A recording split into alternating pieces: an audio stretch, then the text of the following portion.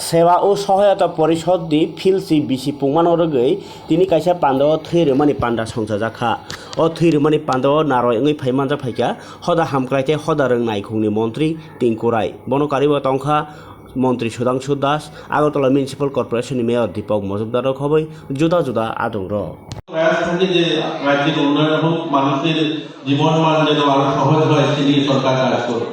রাস্তা তৈরি করছে, কলেজ নির্মাণ করছে, মার্কেট তৈরি করছে, বড় বড় বিল্ডিং তৈরি হচ্ছে, পরিকাঠামোর উন্নয়ন হচ্ছে, মানুষের যেন আরো সহজ হবে, চিকিৎসা ব্যবস্থা উন্নয়ন হচ্ছে।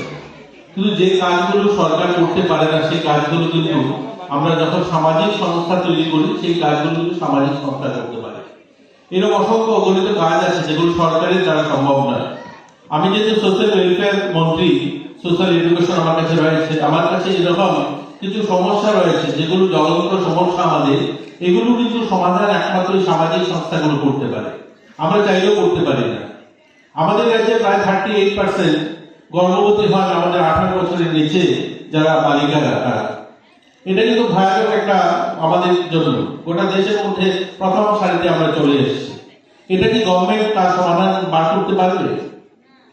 গভর্নমেন্ট মহকুমা শাসকের কাছে আছে, তখন ফোন আসে, বাচ্চা যখন অনিবাস বা বিয়ে আসনে বসলো তখন ফোন আসলো যে এরকম একটা বালিকা বিবাহ হচ্ছে 14 বছর বা 15 বছরে। সেখানে প্রশাসন গেল, সেদিন হয়তো বিয়েটা ভেঙে দিল বা তাদেরকে সেন্টার হোমে নিয়ে আসলো।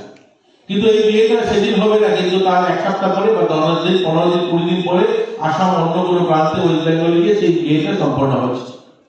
এর কারণে কি হচ্ছে, আমাদের এই এখনই আমি একটা প্রোগ্রাম থেকে আসলাম, যে বাংলাদেশ প্রোগ্রাম, আমাদের রাজ্যে 70,000-এরও বেশি, ছোট্ট রাজ্য যেখানে 40 লাখ মানুষের বসবাস, এই 40 লাখ মানুষের বসবাসের রাজ্যে প্রায় 70,000 অধিক বাংলা ছেলে মেয়ে ভাই বোন রয়েছে।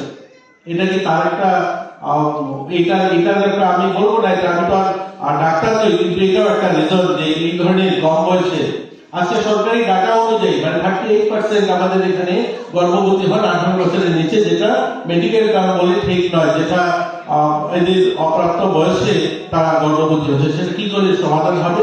আমাদের এই সামাজিক সংস্থা যারা করি, আমরা যারা এনজিও বা অন্যান্য সংগঠন যারা করি, আমাদের সকলে মিলে তার জন্য কাজ করতে হবে। আমার পাশের বাড়ি মেয়েটা যেন 18 বছর আগে বিয়ে না হয়, আমার বোনটা যেন 18 বছর আগে বিয়ে না হয়, বা আমার বাড়ির কাজের মহিলার মেয়েটা যেন বিয়ে না হয়, তারা সরকার কার বাড়ি যাবে? এগুলো আমাদের করতে হবে কাজগুলো। আজ যখন বৃক্ষরোপণের কথা আছে, 1973-তে রাষ্ট্রসংঘ সিদ্ধান্ত নিয়েছে গাছ লাগাতে হবে, গাছ বাঁচাতে হবে। আমার কাছে সোশ্যাল ওয়েলফেয়ার দপ্তরের অঙ্গনওয়াড়ি রয়েছে, অঙ্গনওয়াড়ি সেন্টার, প্রতি বছরের ক্যালেন্ডার কার্যক্রম গাছ লাগাতে হবে। আপনারা সকলেই আগরতলা শহরে আমাদের মিউজিক কলেজের অধ্যাপক বসে আছেন, অভিজিতা বসে আছেন, অনেকেই আছেন। বলুন তো দেখি, ওয়াকাতে স্কুল হোক, তুলসীবতী হোক, বা বিভিন্ন কলেজ স্কুলগুলো প্রতি বছরই তো ক্যালেন্ডার কার্যক্রমে গাছ লাগিয়ে থাকা হয়। তো গাছ লাগালে প্রতি বছর 10টা গাছ লাগালে আজ 50 বছর পার হয়েছে সেই সিদ্ধান্ত মোতাবেক, তাহলে কত গাছ হওয়ার কথা ছিল? কোনো বিল্ডিং করার জায়গা থাকতো না। আজ 10টা করে গাছ লাগালে ওখানে মাঠে 500 গাছ হওয়ার কথা ছিল, 5টাও গাছ নেই। কারণ গাছ লাগানোর অনুষ্ঠান হয়েছে, গাছ বাঁচানোর অনুষ্ঠান হয়নি। গাছ বাঁচানোর জন্য সংকল্প নিতে হবে, আমাদের এই সামাজিক সংগঠনগুলো এগিয়ে আসতে হবে যে হ্যাঁ আমরা গাছ বাঁচাবো, গাছ বাঁচানোর জন্য আমরা লড়াই করব। আমরা নেশা মুক্তির কথা বলি, আমরা শুধু সরকারের কাছে বন্দুক চালাতে চাই যে সরকার নেশা মুক্তির জন্য প্রশাসন পুলিশ পাঠাবে। আমাদের দায়িত্ব নেই? আমাদের সামাজিক সংস্থাগুলোকে সংকল্প নিতে হবে যে আমরা কেউ নেশা করবো না, আমাদের সংস্থার সদস্যরা নেশা করবে না, আমার পাশের বাড়ি কেউ নেশা করবে না। আজ রক্তদান অনুষ্ঠান, অদ্ভুত, খুব ভালো লাগে রক্তদান অনুষ্ঠান। আমরা দেখি যারা রক্তদান করেন তারা প্রতি বছর 2বার 3বার রক্তদান করছেন। আমাদের ছোট রাজ্য, 40 লাখ লোক, কত রক্ত চাই আমাদের এখানে?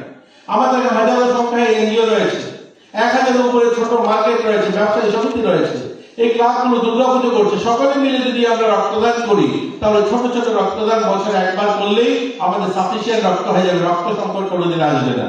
কিন্তু আমরা কি করি, আমরা এনজিওর নাম করে 1টা-2টা অর্গানাইজেশন আছে যারা রক্ত প্রতিনিয়ত দিয়ে যায়, বাকিরা করেই না। আমরা এই ধরনের অসংখ্য সমস্যা যেগুলো আমাদের সামনে রয়েছে, আমরা সকলে মিলে এই দুর্গাপুজো আসতে বিশাল বিশাল মাটির মূর্তি তৈরি করছি, মিনময়ী মায়ের পুজোর ব্রতী হচ্ছি। অথচ আমার কাছে এই 2-3 দিন আগে আমার অফিসে একজন বনিদি স্কুলের প্রধান শিক্ষক শিক্ষিকা ওনারা এসেছেন, আমাকে বলছেন যে আমাকে এখানে আমাদের অনেকগুলো হোম রয়েছে, এই সেই হোমে ওনার জন্য একটা ব্যবস্থা করার জন্য। ভাবুন, আমরা এই মাটির মূর্তি পুজোয় তো প্রতিযোগিতা করছি যুবরা, আমরা সকলে মিলে সমাজের বিভিন্ন কাজের জন্য সংকল্প নিচ্ছি, কাজ করছি, অথচ যে মায়া ত্যাগ তপস্যা ভালোবাসায় এত কিছুর পর আমরা নিজেরা সমাজে প্রতিষ্ঠিত হই, তাদের জন্য বাড়িতে একটা রুম তৈরি করতে পারি না, তাদের জন্য সরকারকে বৃদ্ধাশ্রম তৈরি করতে হয়। আগরতলা শহরে আর 3টা বৃদ্ধাশ্রম, আরো প্রত্যেক জেলাতে আমাদের বৃদ্ধাশ্রম তৈরি করতে হচ্ছে। আমার ওই ভোট বলছিল, সেক্রেটারি এখানকার বলছিলেন যে আমরা শেল্টার হোম তৈরি করব। আমাদের সংকল্প হওয়া চাই যে একজন মাকেও যেন, একজন বোনকেও যেন, একজন দিদিকেও যেন শেল্টার হোমে না যেতে হয়। কেন শেল্টার হোমে যাবে তারা? আমরা কেন বৃদ্ধাশ্রম সরকার তৈরি করবে? কেন আমরা এনজিও বৃদ্ধাশ্রম তৈরি করব?